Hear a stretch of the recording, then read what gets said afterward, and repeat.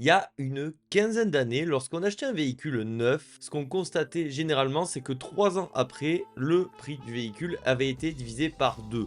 Bon, aujourd'hui, entre des hausses successives, des prix qui s'envolent, c'est plus du tout le cas. Malgré tout, il y a quelques petites exceptions et aujourd'hui, je vais vous parler de ces voitures qui étaient hors de prix il y a peu de temps et qui sont devenues accessibles, hein. Ça reste entre gros guillemets tout de même.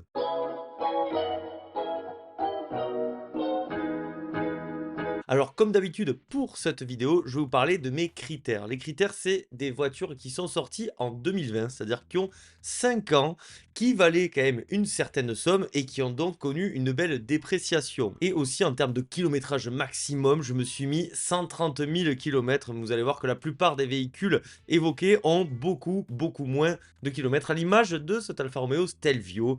Le Stelvio. Alors, le Stelvio, c'est un des rares SUV que j'ai vraiment adoré conduire et en plus c'était en version diesel 210 chevaux de mémoire. Cette voiture en fait c'est une Giulia rehaussée et c'est vraiment excellent à tout point de vue, que ce soit d'un point de vue esthétique, que ce soit l'habitacle. À conduire c'était déjà génial en 210 chevaux, alors là je n'ose imaginer avec 300 chevaux de plus, le 2,9 litres V6 Ferrari 510 chevaux, en plus ici Q4 donc 4 roues motrices. Ce truc, c'est un bulldozer et à l'époque, donc en 2020, ça valait 112 900 € et vous pouvez remarquer qu'on en trouve aujourd'hui autour de 50 000 €, 56 990 € pour ce joli Stelvio. Hop, on le regarde ensemble. Regardez-moi ce look de fou furieux. Non mais sans déconner. Il est vraiment magnifique. Voilà, dedans, on a tout ce qu'il faut. En plus, le prix que je vous donne, c'est le prix de base, hein, parce qu'après, je compte pas toutes les options. Souvent, ce type de véhicule, ça prend des options en plus. Donc, on est passé de 112 900 € à 56 990 €, ce qui nous fait quand même une belle réduction de prix de 49,52%. Oui, oui, j'ai calculé tout ça. Non, hein, je me suis fait mes petits calculs de mon côté et vous allez voir que ça va être autour de 50%, voire plus. Il y a quand même de jolies surprises dans cette vidéo. Donc, le Stelvio, clairement, une super affaire. Vous avez une Ferrari encore plus pratique qu'une Ferrari, encore plus jolie, je trouve, que la Ferrari Puro Sangue, là, que je trouve qui est esthétiquement pas folle. Après, c'est encore autre chose, hein, mais quand même, le luxe ultime pour à peine un peu plus de 50 000 €. Ben aujourd'hui, hein, c'est quand même plutôt raisonnable, je trouve, en termes de tarifs. Bon, le Stelvio, c'est cool, mais il y a aussi la Giulia, forcément. La Giulia, celle-ci, en plus, elle est à Ézines, c'est juste à côté de Bordeaux, pour ceux qui connaissent. Ouais, d'ailleurs, il y a beaucoup de personnes qui ont liké l'annonce. Est-ce que les gens vont franchir le pas? C'est la question. En tout cas, cette annonce est quand même assez récente et c'est vrai que c'est quand même une somme. Ça se pose hein, forcément en question lorsqu'on veut acheter un véhicule comme celui-ci. Bon, la Giulia, hein, je vous en ai tellement parlé. J'étais obligé de vous en parler encore une fois ici. Regardez, même les ceintures rouges. Voilà, clairement, c'est une Ferrari. C'est une Ferrari, mais avec un autre blason qui est aussi prestigieux, hein, parce que les Alpha, quand même, historiquement, c'est vraiment une marque fabuleuse. Donc, la Giulia Quadrifoglio Verde.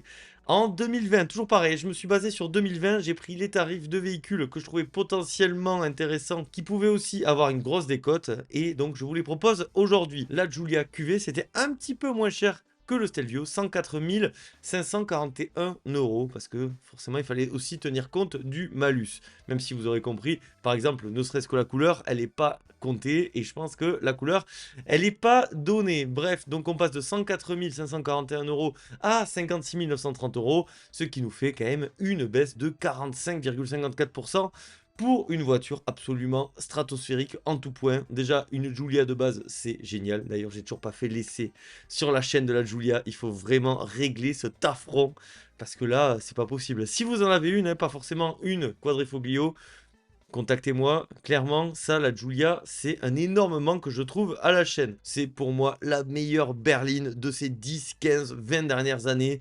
C'est tout simplement ce qui se fait de mieux et même largement au-dessus des premiums allemands. Même la série 3, pour moi, elle est en dessous. Pourtant, c'est quand même une excellente voiture. Donc, dans cette vidéo, vous allez voir qu'il y a souvent une catégorie de voitures qui n'est pas représentée. Ce sont les véritables sportifs. Par exemple, j'aurais bien voulu intégrer l'Alpine. Sauf que l'Alpine, en 2020, ça coûtait autour de 60 000 €. Aujourd'hui, ça coûte aussi autour de 60 000 €. Je sais déjà que certains parmi vous vont dire oui, mais avec l'inflation, tout ça. Bon, là, on n'est que sur 5 ans d'écart. ça va quand même, hein. Je pense que le calcul, il est à peu près bon, bien sûr. Il sera pas parfait. De toute façon, tout évolue au jour le jour, hein. Là, je vais évoquer une voiture qui a connu une énorme décote, à savoir l'Audi A8. La sublime Audi A8. Alors, sublime, c'est peut-être un petit peu exagéré. À titre personnel, c'est sûrement la grande berline allemande que j'apprécie le moins. J'adore la classe S. La classe S, c'est peut-être le monument ultime en termes de grosse berline routière allemande. Et puis la série 7, elle se pose aussi là. La 8, c'est un peu l'outsider malgré tout. C'est quand même aussi une auto formidable. On va regarder les petites photos, il y en a 20. Alors tenez-vous prêts. Regardez-moi ce look. Ça, c'est un monstre, hein.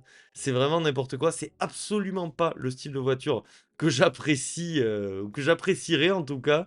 En fait, je trouve pas ça horrible, mais c'est vrai qu'à titre personnel, surtout après vous avoir fait des vidéos sur les K-cars, ça pour moi c'est beaucoup trop, c'est trop. C'est trop en tout point. Malgré tout, regardez-moi cet intérieur, plutôt pas mal. Et c'est ça aussi qui est intéressant, c'est que comme c'est des voitures relativement récentes, bon, ben elles ont quasiment pas vieilli, hein, forcément. En plus, le petit toit ouvrant, là, il fait quand même bien plaisir. Bon, là, il y a une place de ministre. Heureusement, j'ai envie de vous dire. Bon, tout ce qui va être info divertissement, ça va être aussi à jour. Bref, c'est un petit peu ce qu'Audi sait faire de mieux. Et il n'y a pas si longtemps que ça, hein, 2020, le Covid, quand cette voiture est sortie, donc cette version exacte, parce qu'à chaque fois j'ai trouvé les versions exactes, c'est-à-dire l'Audi A850 TDI, 286 chevaux, Tiptronic, Quattro, Avus, Extended. Voilà, donc j'ai trouvé le prix d'époque, 121 400 euros. Ce qui, en vrai, donc avec l'inflation, ça serait encore un petit peu plus, mais on va rester sur ce prix. Et donc, on passe à 48 990 euros. Ce qui fait que la voiture a quand même connu une décote de 59,65%. C'est tout simplement énorme, quasiment 60% sur une voiture qui valait largement plus de 100 000 euros, hein. C'est encore un écart encore plus grand que sur les Alpha. Après, les Alpha, c'est parce qu'elles sont aussi un petit peu exclusives. Malgré tout, les Alpha, niveau entretien, c'est un peu compliqué. Ici, bon, je dis pas que c'est donné, mais le moteur diesel, il est hyper robuste et c'est pas non plus un monstre absolu, hein. Ça fait même pas 300 chevaux, même pas entre gros guillemets. Ici, surtout, ce qu'on va retenir, ça va être l'équipement complètement pléthorique. Alors, une autre Audi, c'est rare que je vous mette deux Audi dans la même vidéo. En même temps, ce sujet s'y prête plutôt bien et donc on va continuer avec la Audi S Q8. Alors, vous vous doutez ce que je pense du véhicule? Là, c'est pas la question, hein, aujourd'hui. Aujourd'hui, le but, c'est vraiment d'acheter une auto déraisonnable à des prix un petit peu plus raisonnables. Bon, un petit peu plus raisonnable parce que là, on est quand même au-dessus de 70 000 euros. C'est pas donné du tout, hein. Je vous montre en même temps forcément les images, hein. Comme d'hab, là, ça va être une pléthore d'équipements. C'est vraiment hyper matu, je trouve. Mais bref, je suis pas la cible. C'est pas ça le sujet. Ce qui est intéressant, c'est que là, on a un 4 litres V8 biturbo TDI 435 chevaux. Parce que l'autre, je disais 286 chevaux, c'est presque un peu juste. Bon, là, on va être plutôt pas mal. Dites-vous que ce véhicule, lorsqu'il est sorti, il coûtait 135 100 euros. Donc on est quand même passé à 72 900 euros, ce qui nous fait une chute plutôt sympathique de moins 46,04%. Après, niveau entretien, là, ça commence à devenir du sérieux. Malgré tout, regardez, il y a beaucoup de gens qui mettent cette annonce en favori. Comme quoi, hein, il y en a qui veulent vraiment se faire plaisir les coquinous. On a parlé d'Audi, on va forcément parler de BMW. Vous allez voir, de toute façon, c'est par ordre alphabétique, hein. Et puis comme ça fait un peu plus de variation plutôt que de mettre par catégorie. Donc ici, on va parler d'une BM qui a connu quand même un certain désamour de la part des puristes. En même temps, cette 630 GTD, celle-ci, je l'avais oubliée, je dois vous avouer, parce que c'est vrai que la série 6, ok, mais les versions GT, il y avait la série 3 GT aussi, il me semble, c'était les versions rendues un petit peu moches, hein, de ces berlines complètement iconiques de BMW. Et la série 6, c'est vrai que c'est pas hyper gracieux. En fait, ils ont tenté un petit peu de faire les aspects pratiques SUV tout en gardant une approche berline. C'est un peu crossoveresque, bref, c'est un peu spécial. Malgré tout, vous avez vu, l'intérieur est très sympathique. Forcément, on va être hyper bien équipé en pack M. On a surtout une auto raisonnable d'un point de vue entretien, parce que ça aussi, c'est quand même important.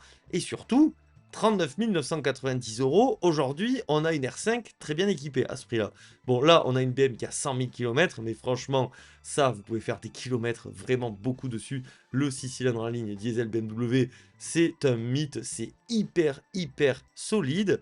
Et à l'époque, ce véhicule valait quasiment 90 000 €, 89 801 €. Ça nous fait quand même une belle décote de 55,47%, qui s'explique par ce look un petit peu, ouais, un petit peu négligé quand même le look, hein. Après, n'hésitez pas à me dire ce que vous en pensez. Moi, je trouve que du coup, ça lui donne un côté presque attachant. Mais par exemple, quand en face, il y avait l'Audi A7, l'Audi A7, elle est hyper classieuse. Même une Mercedes CLS, bon, ça, c'est vrai que c'est très pâteau, c'est étonnant quand même. Et BM, des fois, ils font des trucs vraiment très disgracieux.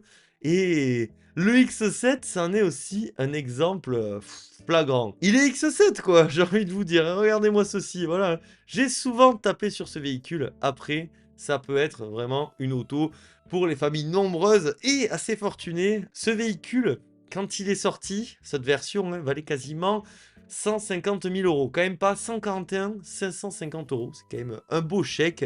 Et aujourd'hui, ça se monnaie pour 76 000 €.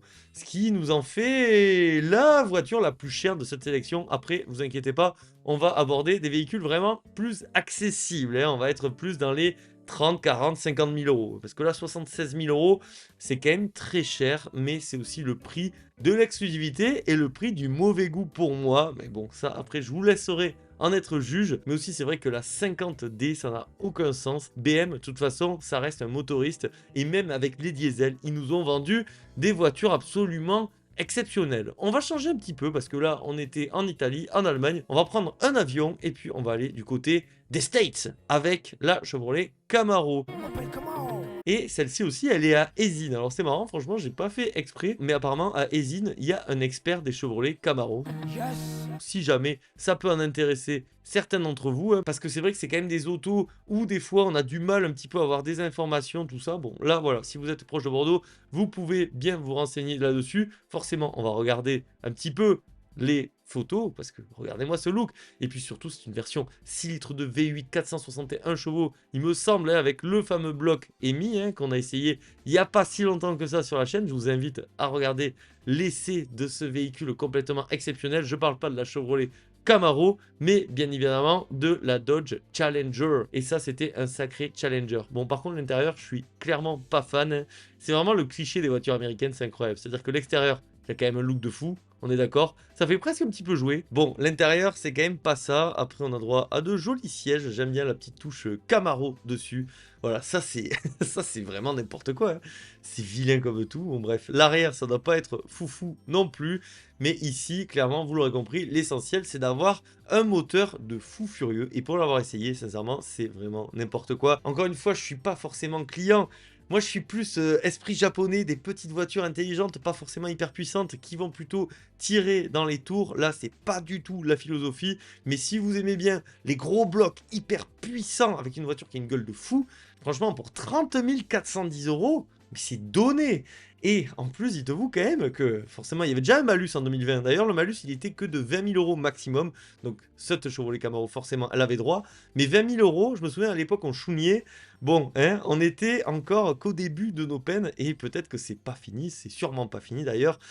Mais c'est vrai que c'est fou de voir, même en 5 ans, comment les choses ont pu évoluer. Bref, la Camaro, elle était à 68 580 €, donc on passe à 30 410 €, ce qui nous fait tout de même une belle réduction de 55,66% pour un véritable morceau d'Amérique. J'ai voulu regarder pour la Mustang, et dites-vous que c'est vraiment pas pareil, c'est-à-dire que la Mustang, elle a vraiment bien gardé sa cote. Donc si aujourd'hui vous souhaitez acheter une voiture pour la garder longtemps, peut-être la Mustang, parce que ça va pas trop décoter apparemment. Si vous cherchez plutôt le meilleur rapport prix-plaisir, bon celle-ci, ça me semble être vraiment exceptionnel. On va continuer du côté de la France, Cocorico, avec, forcément, j'étais obligé de vous en parler, hein. J'en avais déjà parlé lorsque j'évoquais les moteurs PureTech, une vidéo un petit peu polémique. Ici, on parle même pas en plus de PureTech, on parle plutôt de THP, mais ils l'ont appelé PureTech. Bon, de toute façon, ils font n'importe quoi. On va pas revenir là-dessus. Par contre, le DS7 Crossback Rivoli hybride e-Tense, 300 chevaux en boîte auto, 4x4 grand chic. Là, c'est vraiment le top du top. 23 000 km, 24 990 €. C'est un truc de fou, c'est une affaire de fou. Et on pourrait se dire que l'annonce est défectueuse, tout ça. Il y en a d'autres, hein. Franchement, je vous ai pris celle-ci parce que j'aime bien la couleur. Mais clairement, pour moins de 30 000 €, vous pouvez avoir une pépite de chez DS qui va pas non plus être si catastrophique que ça niveau fiabilité parce que c'est le THP de la fin et le THP de la fin, bon, c'est pas un monstre de fiabilité non plus, mais c'est plutôt honorable. Donc cette version suréquipée, 25 000 €, c'est une R5 de base. C'est quand même assez fou de voir la décote qu'a pris ce véhicule. D'ailleurs, c'est une des décotes les plus importantes, puisqu'ici, ce véhicule en 2020 valait 61 800 € et il n'y avait pas de malus. Forcément, vu que c'était en hybride. C'est incroyable. Pauvre DS. Franchement, vous savez, hein, j'ai quand même pour habitude de taper sur eux parce que je trouve qu'ils font n'importe quoi. D'ailleurs, le restylage de la DS4, j'hésite à vous en faire une vidéo, mais je suis outré. Aujourd'hui, un DS7 dans cette finition, cette version, pour ce prix-là, clairement, c'est envisageable. C'est le meilleur rapport prix-qualité-prestation limite du marché. Donc, clairement, c'est vraiment hyper intéressant. Je vous dis, aujourd'hui, à ce prix-là, on a une Clio. On a une Clio bien équipée. Et encore, pas non plus full option. Où on a un DS7 hyper bien équipé pour le coup de 300 chevaux. Vraiment, j'ai vu ça, je me suis dit, bon, là, il faut que je fasse une vidéo dessus. De base, je devais même pas parler de ça. Du coup, le sujet qui était prévu pour aujourd'hui arrivera la semaine prochaine. Mais là, j'étais vraiment obligé de vous en parler. D'ailleurs, il y a une voiture qui a connu une décote encore plus monstrueuse que le DS7. Là, c'est insolent. Bon, forcément, celle-ci, elle a quand même plus de kilomètres. Vous avez vu, on est quasiment à 130 000. Malgré tout, vous savez, les gros V6 3 litres diesel, ça peut encaisser au moins 300 000 km. Puis là, la décote est tellement importante que j'étais obligé de vous en parler, la Jaguar F-Pace. La Jaguar F-Pace, on va regarder les photos. D'ailleurs, je ne vous ai pas montré les photos de la DS7, on va les regarder un petit peu après. Mais regardez-moi ceci, cette voiture, lorsqu'elle sort, elle est vraiment jolie et elle se pose un petit peu en concurrente de la Porsche Macan. Vous voyez un petit peu ce style. Bon, spoiler alerte, ça va pas si bien marcher que ça. Pourtant, moi je trouve que clairement, elle est équilibrée d'un point de vue design. C'est une voiture assez cohérente, plutôt sympa. Ce véhicule en prestige en plus, donc c'est vraiment full option. En 2020, vous pouviez l'acheter pour la coquette somme quand même de 79 411 €. On est passé à 24 490 €. Donc encore une fois, le prix d'une Clio bien équipée, mais pas full option non plus. Ici, c'est la plus grosse décote que j'ai pu constater hein, de la vidéo, avec moins 69,16%, moins 70% quoi. Là, c'est les soldes, hein. C'est fou quoi. Une voiture qui valait quasiment 80 000 €, qui se retrouve à même pas 25 000 € 5 ans après, en full option, vraiment un véhicule de standing, je trouve ça incroyable. Et moi j'en ai pas l'utilité, mais je trouve que c'est une affaire exceptionnelle. Bref, ça vraiment c'est fabuleux. D'ailleurs tout ce qui est Jaguar, à part les Jaguars vraiment sportives, la berline aussi, j'ai pas son nom parce que la gamme Jaguar, j'ai énormément de lacunes dessus parce que c'est vrai que j'ai l'impression que tout le monde l'oublie cette marque. Ce qui fait qu'elle se prend une grosse tatane dans sa tronche. Je vous montre juste les photos du DS7. Attendez, 47 photos? 47 photos, on va peut-être pas tout regarder, c'est n'importe quoi. Donc je vous les montre rapidement, on va voir. Allez, si on va vite, on essaye de faire le boulot. Je regarde si ça enregistre bien toujours, parce que ça, des fois, ça a du mal à l'enregistrement. Voilà, les jolies jantes alliages, waouh, les magnifiques feux, la signature lumineuse. Non mais DS, ils ont quand même aussi des qualités. L'intérieur est fou, non mais sans déconner, c'est n'importe quoi. Ça, je trouve ça. Celle-ci et la Jaguar, ça n'a aucun sens. 25 000 € quoi, non mais sans déconner. Et celle-ci, en plus, elle a pas de kilomètres. Alors vraiment, c'est absurde. Mais ça veut dire aussi que personne n'en veut. Et lorsque vous allez acheter ce véhicule, il va falloir l'aimer. Hein. Il va falloir le garder. Et c'est pareil pour la Jaguar. Hein. Non mais même les sièges, ils sont magnifiques. Forcément, vous allez avoir du réglage partout. En plus, clairement, c'est une voiture très bien finie. Hein. La DS7, elle a pas grand-chose à envier aux Allemandes. Si ce n'est une image de marque. Et peut-être niveau fiabilité aussi. Bon, elle a un petit peu envié là-dessus. Quoique, hein, vous savez, des fois, c'est même pas ouf. Ah voilà, là, elle a un petit pet. Bon, ouais, elle a un petit pet. Mais bon, écoutez, hein, pour ce prix, on va pas non plus trop se plaindre. Donc voilà, la Jaguar, on l'a vu. Maintenant, on va continuer avec encore du gros SUV. Là, ça n'a vraiment aucun sens. Parce qu'en fait, ce véhicule, on se dit, ouais, d'accord, c'est cher quand même, une Jeep Cherokee Trackhawk. Qu'est-ce que c'est cette oiserie? On va regarder les images. Bon, il y en a 3, voilà, ça va vite. Moi, je trouve que c'est vulgaire comme voiture. Vous allez constater qu'il n'y a pas de japonaise, parce que les japonaises gardent bien la cote, parce que ce sont des autos bien plus intelligentes et bien plus fiables aussi. Bref, ça, c'est encore un autre sujet. Mais ici, c'est pas la puissance DIN, ça, c'est la puissance nette. Mais oui, la voiture fait 707 chevaux, avec une puissance fiscale de 70 chevaux. En plus, carte grise, pas à 50%. Le fameux EMI, encore 6 litres 2, 707 chevaux. C'est juste n'importe quoi. Et cette voiture, dites-vous quand même, que lorsqu'elle sort, elle valait 141 800 euros. Je pense qu'il y a eu 3 personnes qui l'ont acheté. Mais 65 000 euros, pour moi, c'est limite encore trop cher parce que la voiture, ok, hein, c'est un mythe hein, quand même, le Grand Cherokee. Mais sur notre marché, comparé à une Porsche Cayenne, un Range Rover, ça n'a vraiment pas la même aura. Et malgré le fait que ça fasse 707 chevaux, ce qui est complètement absurde en thermique, parce qu'en électrique, maintenant, c'est presque devenu facile de faire ça, mais en thermique, pas tellement. Pour moi, 65 000 euros, c'est encore cher. Malgré tout, on est quand même sur une belle réduction de moins 54,16%. Et si vous avez énormément d'argent et que vous souhaitez vous démarquer, parce que c'est pas forcément le prix d'achat, même s'il est élevé, hein, mais bon, c'est le même prix d'achat par exemple qu'une Alpine A110. Par contre, l'entretien, ça sera véritablement pas le même. Je vous ai parlé de Range Rover, on enchaîne. Oh là là, ces transitions de qualité avec le Range Rover, forcément. Ici, c'est sympa. Pourquoi? Parce qu'on est quand même sur un petit véhicule hybride. Donc c'est quand même plutôt efficient à l'usage. À voir quand même, parce que l'entretien, ça reste un Range Rover qui fait tout de même 404 chevaux. Ça sera une puissance suffisante, hein, comme disent certains. Et puis le Range, c'est quand même la classe absolue. Apparemment, en termes de fiabilité, c'est pas la classe absolue. Par contre, c'est vrai qu'en termes de standing, vous voyez, hein, je vous ai montré beaucoup d'SUV parce que forcément, ça décote aussi à balle. Mais c'est vrai que si je devais n'en choisir qu'un et que j'avais beaucoup d'argent, le Stelvio, franchement, il est bien placé. Mais l'Orange aussi. L'Orange, c'est vrai que c'est le mythe, quoi, hein. C'est le pionnier. C'est magnifique. Et puis dedans, c'est classe quand même.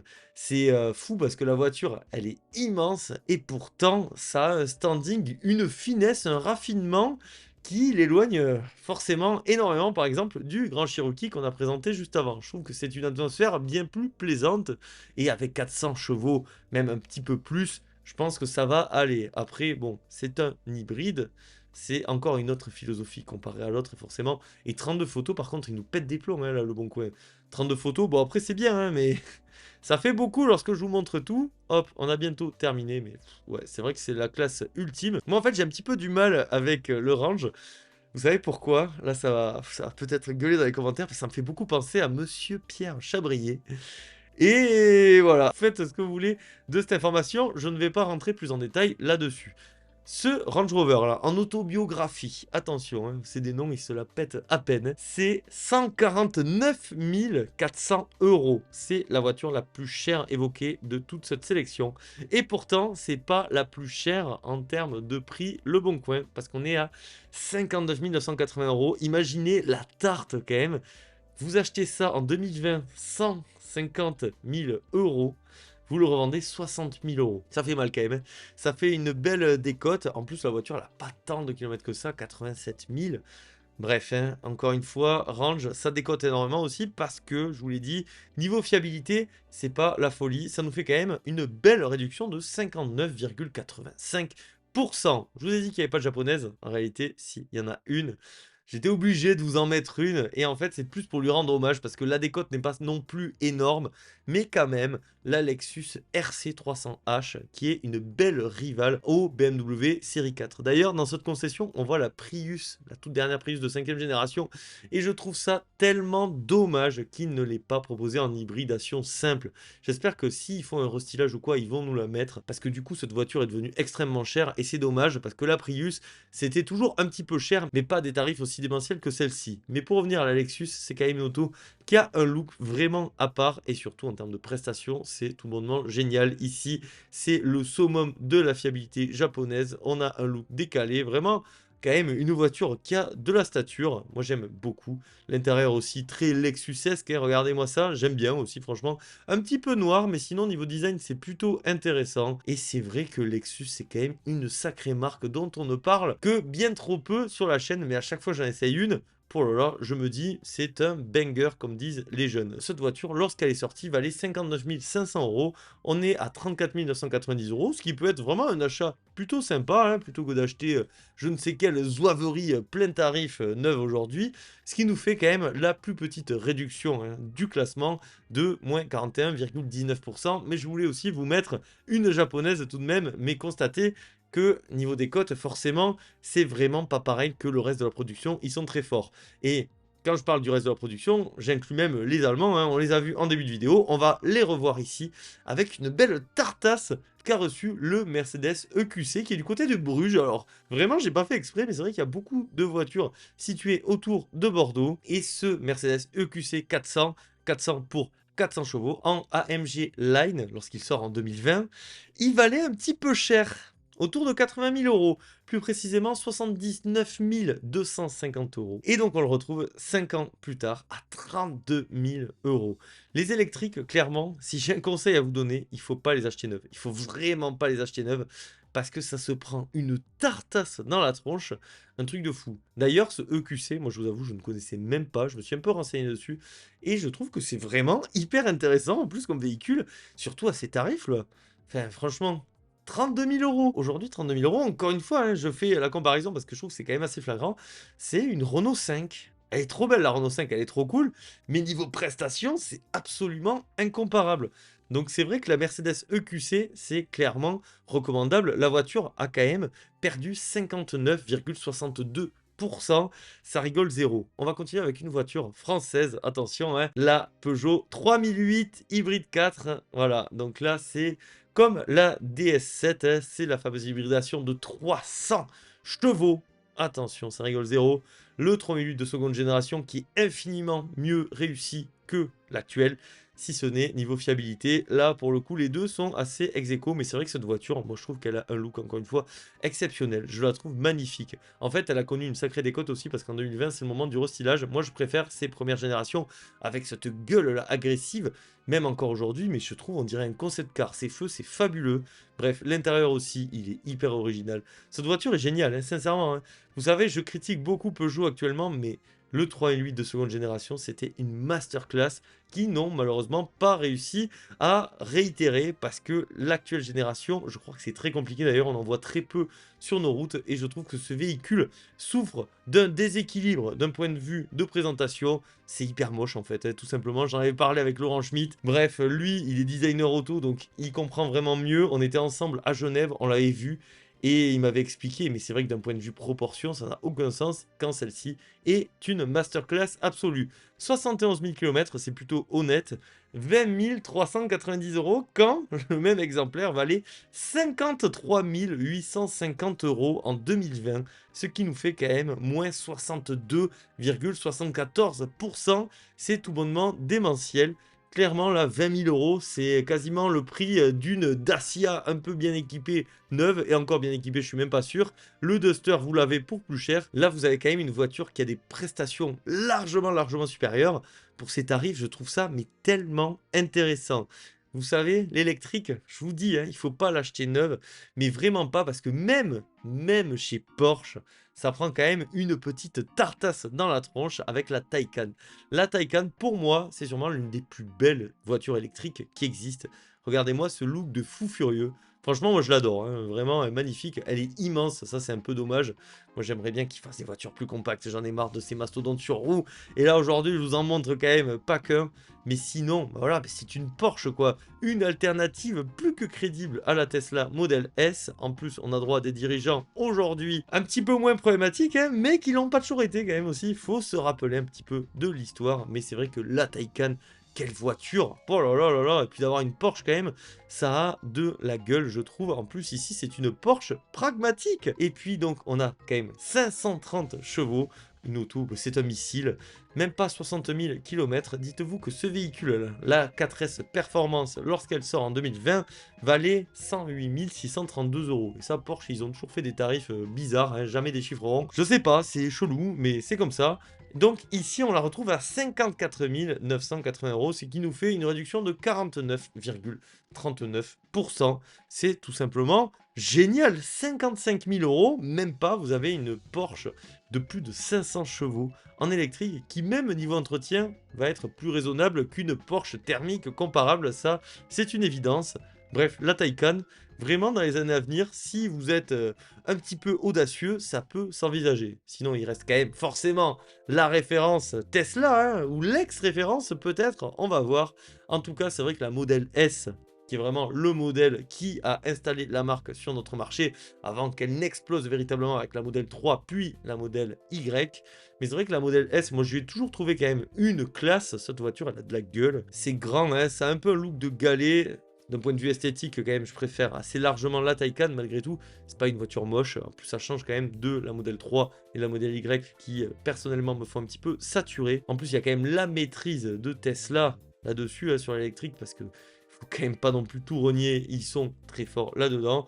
Et donc, cette version qui fait quand même 540 chevaux. Donc c'est vraiment la rivale directe de la Taycan. Elle se trouve pour encore 10 000 euros moins cher. Donc ça, après, ça sera à vous de voir. Moi, je trouve que peut-être pour 10 000 euros de plus, la Taycan, ça vaut le coup. D'ailleurs, je dis 10, c'est 15 000 euros de plus, même quand même. Parce que la Porsche, quoi, mince. Et ici, cette Model S, il y a 5 ans, elle valait 91 000 euros. C'est fou quand même la tartasse que se prennent tous ces modèles. En plus, bon, Tesla, il y a la double tarte. Hein. Il y a la tarte Musk plus la tarte électrique. Ce qui fait qu'on a un rabais de moins 56,05%. Ce qui est tout simplement énorme, surtout que on parle quand même de sûrement la référence de la catégorie. Mais bon, écoutez, c'est peut-être le moment idéal pour acheter une Tesla ou pas. Ça sera à vous de voir. On termine cette vidéo avec, ben oui, encore un SUV. Écoutez, de toute façon, je vous parlais de voitures un petit peu inaccessibles. Et le Touareg, moi j'aime beaucoup le Touareg. Le Touareg, lorsqu'il sort au début des années 2000, il a une gueule de fou furieux et c'est vrai qu'on n'avait pas l'habitude de voir Volkswagen se positionner dans une catégorie aussi énervée. Ça coïncide avec l'arrivée de la Phaeton et c'est vrai que là, Volkswagen, on sentait vraiment qu'ils étaient prêts à en découdre. D'ailleurs, les années 2000, ça va bien se passer. Le début des années 2010 aussi, avant que le Dieselgate n'arrive et fasse extrêmement mal à la production. Le Touareg, malgré tout, il reste très chicos, hein, on peut le voir ici, regardez-moi ça. Ce véhicule, c'est tout simplement un Cayenne, mais chez Volkswagen, donc forcément un petit peu moins cher. D'ailleurs, on retrouve le 286 chevaux diesel qu'on avait vu sur l'Audi A8. C'est quand même des autos qui en imposent et qui ont quand même beaucoup de luxe. Ce que j'aime bien avec le Touareg d'ailleurs, c'est que c'est luxueux forcément, mais c'est moins ostentatoire qu'un Cayenne, même qu'un Volvo XC90, qu'un Range, voilà, ce type de véhicule, là, on garde le blason Volkswagen, pourtant en termes de prestations, c'est vraiment pas mal. Le Touareg, dans cette configuration, valait 91 210 euros, et donc on est à 43 000 euros, ce qui nous fait moins 52,86%, ce qui est quand même vraiment énorme. En fait, il y a 15 ans, quand je vous disais en introduction, souvent, après 3 ans, les voitures étaient à moins 50%. Aujourd'hui, c'est plus du tout le cas. Le marché a changé, comme dirait Kylian, le football, il a changé. Le football, il a changé. Mais le marché auto, il a aussi changé. Et un petit peu pour notre plus grande tristesse, parce que je trouve que ça va pas forcément dans le bon sens, même s'il y a quand même pas mal de choses aussi sympathiques à retenir. Mais moi j'ai juste un mot à vous dire, sortez-nous des K-Cars au lieu des énormes mastodontes à plus de 100 000 euros. Bref, cette vidéo se termine. Aujourd'hui j'ai vraiment voulu vous parler d'autres véhicules. En fait ce qui est intéressant surtout c'est de voir les décotes qui peuvent être démentielles. Et encore là je suis resté que sur 5 ans. Parce que si par exemple j'avais pris sur 10 ans des voitures peut-être encore plus luxueuses, là c'est même pas une tarte, c'est une tatane dans la tronche. Bref, si jamais ça vous intéresse, on pourrait potentiellement en faire un épisode. Parce que là, j'ai vraiment à peine effleuré le sujet. C'était aussi le but de vous proposer des voitures quasi neuves sur le papier. Quasiment, hein, parce que forcément 5 ans, c'est pas neuf. Mais 5 ans entre 2020 et 2025, c'est pas comme 5 ans entre 1975 et 1980. Les temps ont changé. Bref, mes chers atmophiles, j'espère que cette vidéo vous a plu. Si c'est le cas, n'hésitez pas à penser au like, à l'abonnement, c'est hyper important.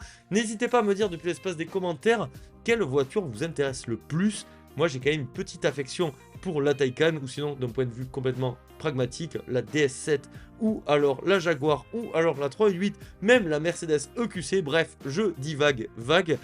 N'hésitez pas, hein, vraiment, à référencer, vous savez, hein, pour promouvoir un petit peu les vidéos, parce qu'actuellement, je me répète, mais c'est un constat qui perdure, ça marche un petit peu moins qu'avant, donc il faut ne pas hésiter à donner de la force si ce type de contenu vous intéresse. Malgré tout, le plus important, c'est pas ça, vous savez, c'est quoi le plus important? C'est de prendre soin de soi, vous prenez soin de vous, c'était Atmo, je vous dis à la prochaine, allez bisous, ciao ciao.